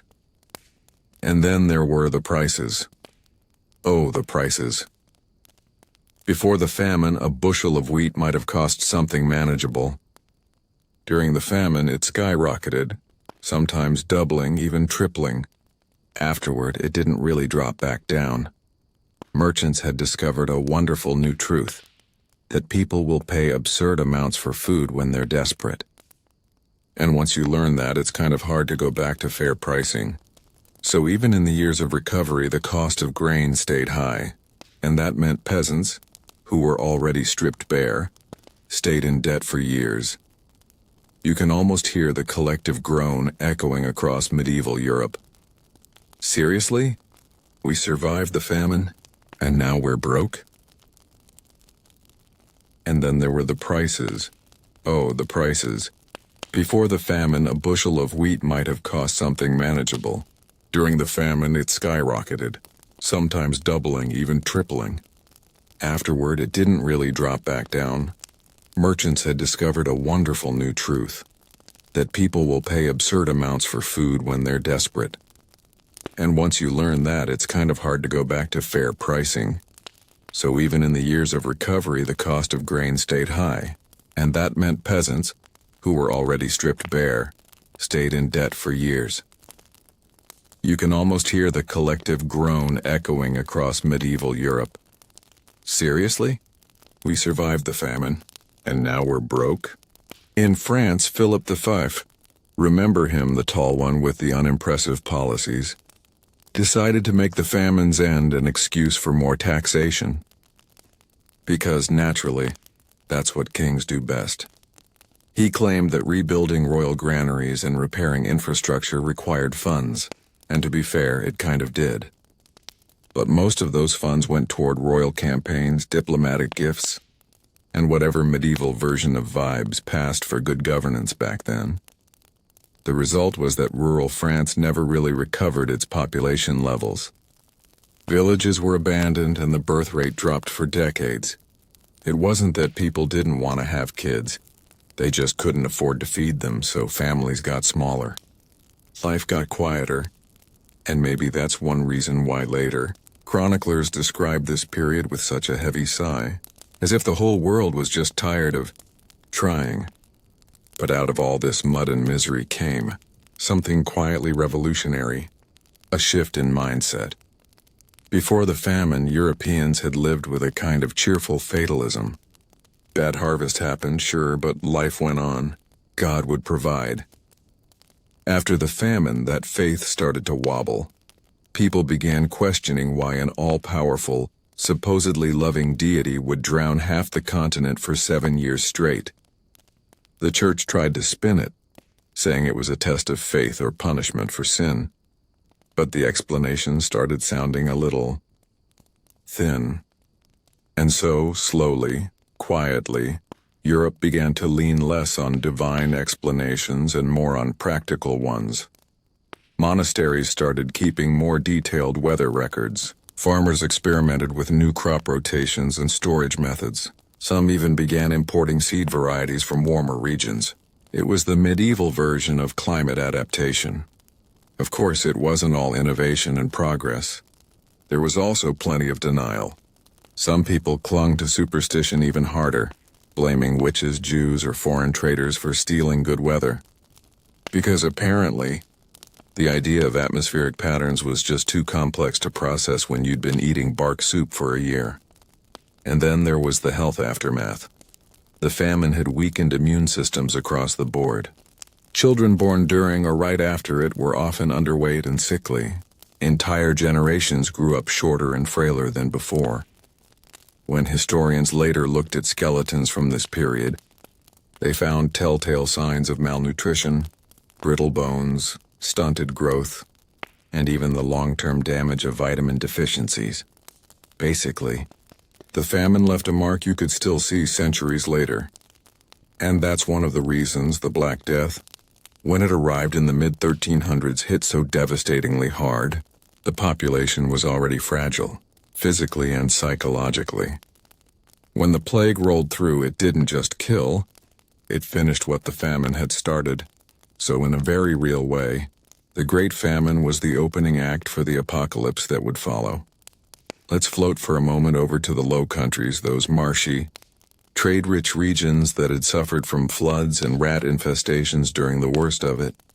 The merchants there were quick to adapt. Because if there's one thing medieval merchants loved more than spices, it was profit. They built better dikes and canals, drained wetlands, and improved grain storage. Bruges, Ghent, and Antwerp became early centers of what we'd now call food logistics. It sounds boring, but it was a quiet revolution. They realized that depending on local harvests was a gamble, so they built trade networks stretching into the Baltic and Mediterranean. If you couldn't grow wheat locally, you could at least buy it from someone else. It wasn't glamorous, but it worked, and it laid the foundation for Europe's later economic boom. In a strange way, the famine forced innovation through sheer misery. Socially, though, things were awkward. The famine had scrambled feudal relationships. Peasants who survived now realized they could demand better terms. After all, lords needed workers, and workers were suddenly scarce. You can almost imagine the medieval equivalent of a labor negotiation. Remember how I used to give you half my harvest? Yeah, not anymore. I think I'll keep most of it, thanks. Lords predictably hated this, but they didn't have much choice. Too many peasants had died or fled, and rebuilding required cooperation. So little by little, power started shifting, ever so slightly, toward the lower classes. Not in a revolutionary way, but in a subtle, long-term way. The seeds of later social change and the rebellions, the uprisings, the slow decline of feudalism, were all planted here, in the soggy fields of post-famine Europe. Culturally, people became more cautious, more practical.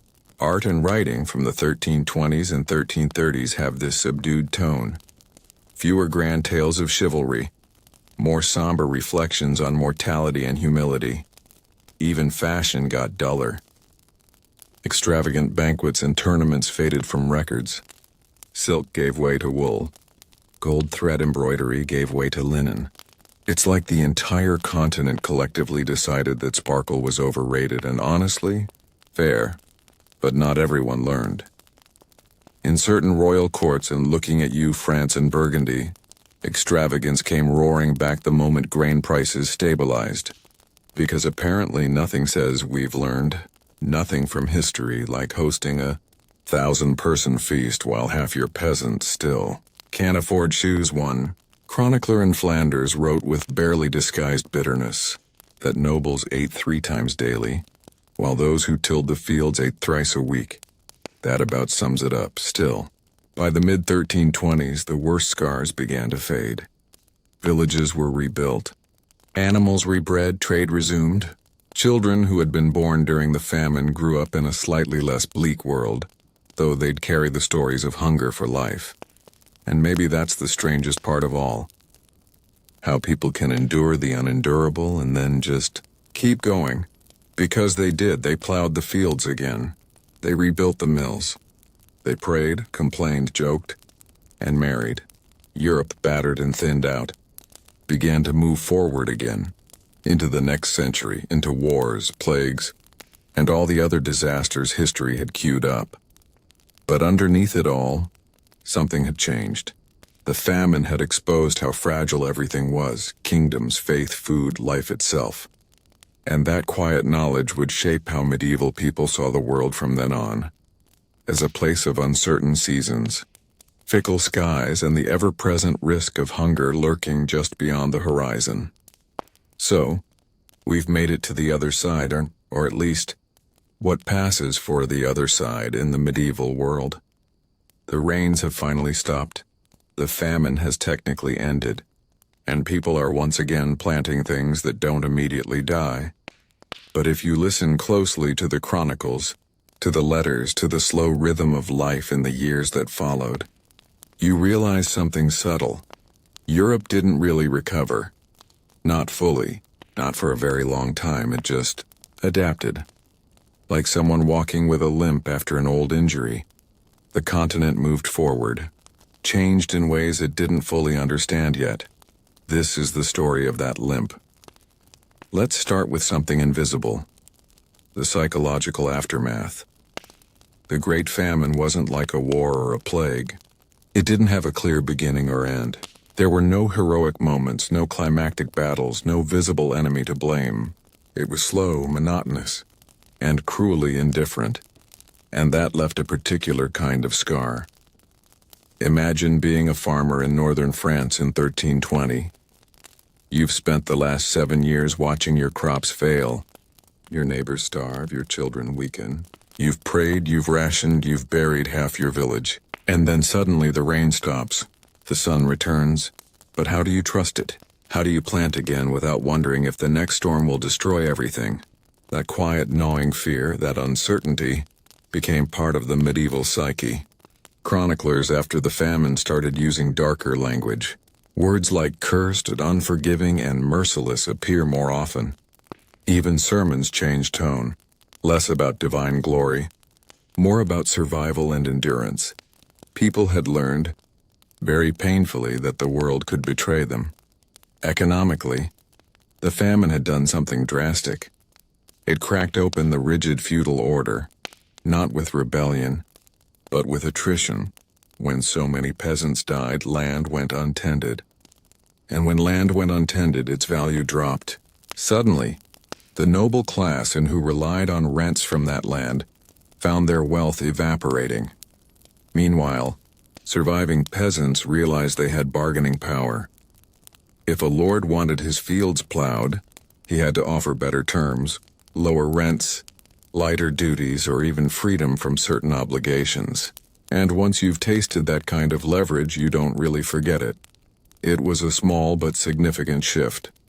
No, peasants didn't rise up en masse, not yet. That would come later, during events like the English Peasants' Revolt of 1381. But the seeds of that defiance were planted here, in the muddy aftermath of the Great Famine. Feudalism, once ironclad, had started to rust.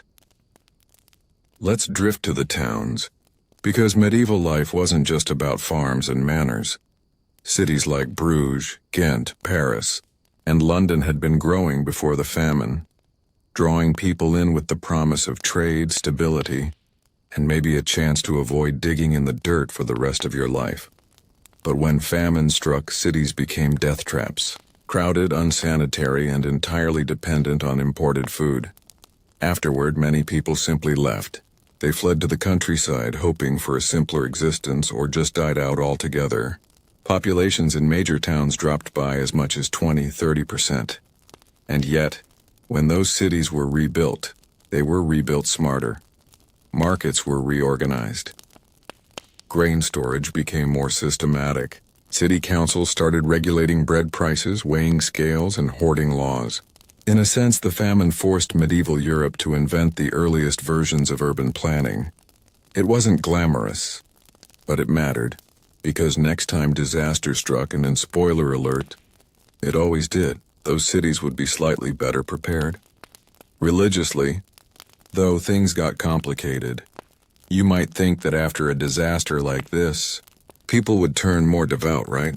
Famine as divine punishment, repentance as salvation, that sort of thing, and yes, at first they did. Churches were packed. Pilgrimages surged. Monks wrote long, guilt-laden confessions on behalf of entire kingdoms. But when things didn't immediately improve, faith began to fray. It's hard to keep believing in divine mercy when your village has spent the last year eating boiled weeds. Clergy started to lose their moral authority. Some priests fled when things got bad. Others hoarded food while their parishioners starved. The hypocrisy didn't go unnoticed. This quiet disillusionment, this spiritual fatigue, would simmer for a century until it exploded into something called the Reformation. But its roots? You can trace them back to the fields of 1317. When God stopped answering prayers for rain to end, people eventually stopped asking.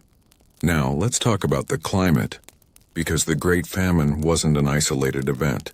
It was part of a much larger pattern, something we now call the Little Ice Age. Starting around 1300, Europe's weather became noticeably colder and wetter. Glaciers in the Alps advanced. The growing season shortened by weeks. River ports that had once been reliable froze over in winter. The famine was just the first major consequence, a preview of the instability to come. And it's fascinating, really. Medieval people didn't have the vocabulary for climate change, but they knew something fundamental had shifted. Chroniclers described strange seasons, unnatural storms, and rains without end. Farmers noticed birds migrating differently. Fishermen reported colder seas. Even wine production in France, a matter of national pride obviously, started to suffer because grapes don't exactly thrive in endless drizzle. So yes, while modern debates about climate change feel new, the experience of living through environmental upheaval is very, very old. The famine also changed how people thought about charity and community. Before, helping the poor was seen as an act of piety, a way to buy yourself some heavenly credit. Afterward, it became a matter of survival. Cities began to establish more formal systems of aid, communal granaries, poorhouses, and hospitals. Monasteries started storing surplus food not just for themselves but for nearby villages. You can think of this as the slow birth of organized welfare.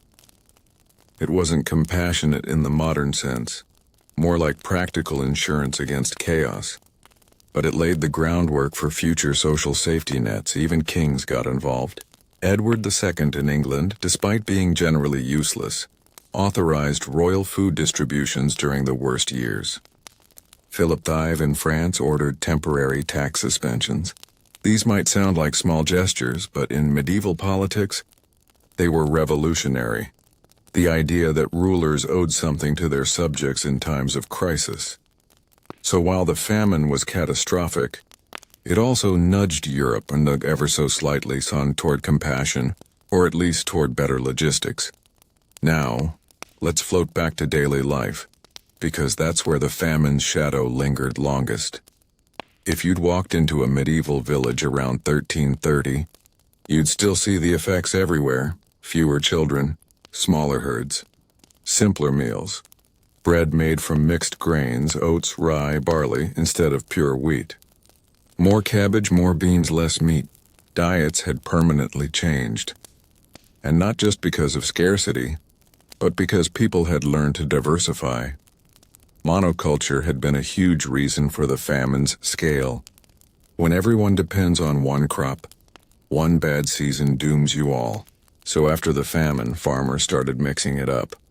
You can thank this grim period for the rise of humble crops like turnips and peas, which sound boring, but saved lives. There's a reason you start seeing them show up in recipes, household records, and even monastic gardens after 1320. They became staples, quietly replacing the fragile dependence on wheat. It wasn't glamorous cuisine, but it was survival food. Culturally, something else happened too, a new tone in storytelling. Medieval literature before the famine was full of chivalric optimism, knights, ladies' quests, destiny. After the famine, you start seeing a different flavor: moral fatigue, dark humor, and a fascination with human folly. Writers like William Langland, a few decades later, would capture this in works like Piers Plowman, where peasants question the morality of lords and priests. The tone isn't angry, just weary. You can almost hear the echo of those hungry years in every line. And politically, the famine had quietly redrawn the map of power. Kings who handled the crisis badly, like Edward II, lost legitimacy. His reign would later collapse into rebellion, imprisonment, and a messy end involving, a poker and some regrettable choices. Meanwhile, monarchs who managed to project stability, even if it was mostly illusion, emerged stronger. The French crown consolidated authority under Philip's successors. Scandinavian rulers began centralizing grain trade under royal control. It was the beginning of a shift from feudal fragmentation toward more centralized states. So yes, a bunch of rainstorms and rotten harvest helped invent modern government. History really does have a sense of humor. Now, Let's zoom out even further, because this isn't just about Europe. The famine rippled through trade networks across the known world. The Hanseatic League in Northern Europe, which linked cities from the Baltic to the North Sea, began organizing long-distance grain shipping as a direct response. That network would go on to dominate northern commerce for centuries. In southern Europe, Italian merchants saw an opportunity, because of course they did. Genoese and Venetian traders began exporting grain from the Mediterranean to famine-hit northern regions. It was risky, profitable, and quietly globalizing the medieval economy. So, weirdly enough, one of Europe's worst disasters helped connect its regions more tightly.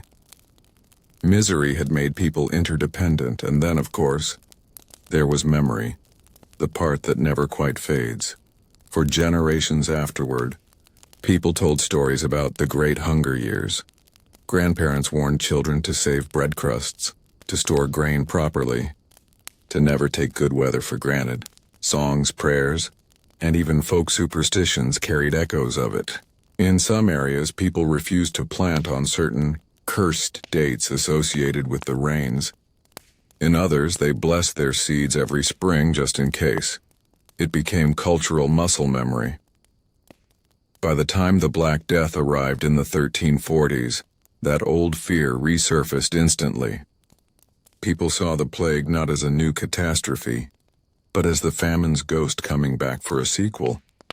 And maybe, in a way, it was. So when we talk about the Middle Ages, all those kings and knights and castles, it's worth remembering that beneath the banners and battles, life was precarious. Entire generations lived in quiet dread of the sky. The Great Famine didn't just starve millions, it taught them something unsettling. That civilization is fragile, and nature doesn't care about your social rank or divine right. That's a very modern lesson, tucked inside a very old tragedy, and maybe that's why this story still feels familiar. Because every time the weather turns strange or the harvests fail, or the world feels unpredictable again, we're reminded that we've been here before. Once upon a time, the rain just didn't stop and people endured. They always do. And that, my friends, is how Europe almost froze itself out of existence. Not with swords or invasions, but with something as simple as too much rain. It's strange, isn't it? We remember the big, flashy disasters, the plagues, the wars, the collapsing empires. But it's the slow ones that really change the world, the kind that seep into the soil and stay there. The Great Famine didn't end with a triumphant feast or a heroic rescue. It just faded, like the last drizzle after a long storm. And in that quiet, people rebuilt. They planted again, they prayed a little less loudly, and they learned, painfully, that even kings can't control the weather. So next time you're watching the rain fall outside your window, maybe think of them, the medieval farmers staring at the same gray sky, hoping it would finally stop. Because history, like the weather, has a habit of repeating itself. Sleep well, dream softly, and remember, even the darkest winters eventually thaw. This has been the brutal winters that nearly erased medieval life. Thanks for listening, and I'll see you in the next long, sleepy story from the past.